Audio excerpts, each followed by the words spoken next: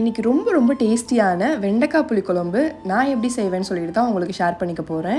எப்போவுமே நம்ம செய்கிற பாத்திரம் கூட அதோட டேஸ்ட்டை சேஞ்ச் பண்ணுங்க. இந்த மாதிரி புளிக்குழம்புலாம் செய்யும்போது மண் பாத்திரத்தில் செய்யுங்க, ரொம்பவே நல்லாயிருக்கும். நல்லெண்ணெய் ஆட் பண்ணிவிட்டு மீடியம் சைஸ் இந்த மாதிரி கட் பண்ண வெண்டைக்காவை ஆட் பண்ணிவிட்டு எண்ணெயிலேயே நல்லா வதக்கி விடுங்க.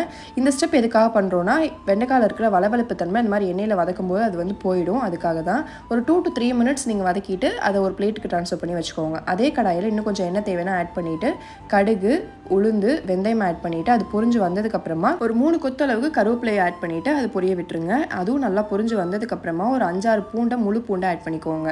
ஒரு 20 சின்ன வெங்காயம், இந்த குழம்புக்கு தேவையான அளவுக்கு உப்பும் சேர்த்துட்டு நல்லா வதக்கி விடுங்க.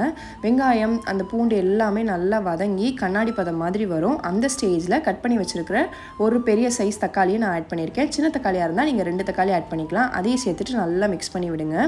இது எல்லாமே வதங்கி வந்ததுக்கப்புறமா 1 டேபிள் ஸ்பூன் அளவுக்கு நான் மிளகாத்தூள் ஆட் பண்ணியிருக்கேன். 1 டேபிள் ஸ்பூன் மல்லித்தூள், 1 டேபிள் ஸ்பூன் குழம்பு மிளகாத்தூள் வீட்டில் அரைச்ச மிளகாத்தூள் தான். உங்ககிட்ட அது இல்லைன்னா நீங்கள் சாம்பார் தூள் கூட ஆட் பண்ணிக்கலாம். இது எல்லாத்தையும் நல்லா மிக்ஸ் பண்ணி விட்டுட்டு நம்ம வதக்கி வச்சுருந்த வெண்டைக்காவையும் ஆட் பண்ணி விட்டுருங்க.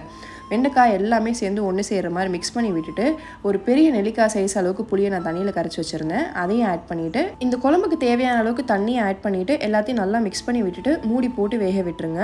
இது அட்லீஸ்ட் ஒரு 10 minutes ஆச்சும் ஆகும் வேகிறதுக்கு. அதுக்குள்ளே நம்ம ஒரு மசாலா ரெடி பண்ணிடலாம். ஒரு 4-5 பத்து தேங்காய், 1/2 டீஸ்பூன் ஜீரகம், 1 டீஸ்பூன் மிளகு சேர்த்து அரைச்சி எடுத்து தனியாக வச்சுக்கோங்க. நம்மளுக்கு வெண்டைக்காய் ஆல்ரெடி வதக்கிறப்பவே உங்களுக்கு வெந்திருக்கோங்க, ரொம்ப நேரம்லாம் ஆகாது. இந்த மாதிரி நல்லா வெந்து வந்ததுக்கு அப்புறமா நம்ம அரைச்சி வச்சுருந்த தேங்காய் பேஸ்ட்டையும் ஆட் பண்ணிவிட்டு நல்லா மிக்ஸ் பண்ணி விட்டுட்டு மறுபடியும் ஒரு 5 நிமிஷம் கொதிக்க விட்டுருங்க. தேங்காயும் சேர்ந்து இந்த பச்சை வாசனைலாம் போகணும்ல, அதுக்காக தான் இந்த ஸ்டெப் பண்ணுறோம்.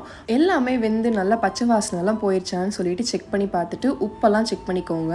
இந்த ஸ்டேஜில் உப்பு தேவைன்னா நீங்கள் ஆட் பண்ணிக்கலாம். அவ்வளோதாங்க.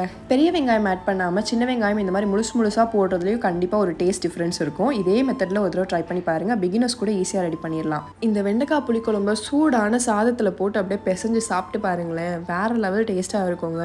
வெறும் கேரட் பொரியல் அப்படின்னா பீட்ரூட் பொரியலே ரொம்ப நல்லாயிருக்கும். அதுவும் இல்லையா, வெறும் முட்டையை ஆம்லெட் போட்டு சாப்பிடுங்க, சூப்பராக இருக்கும்.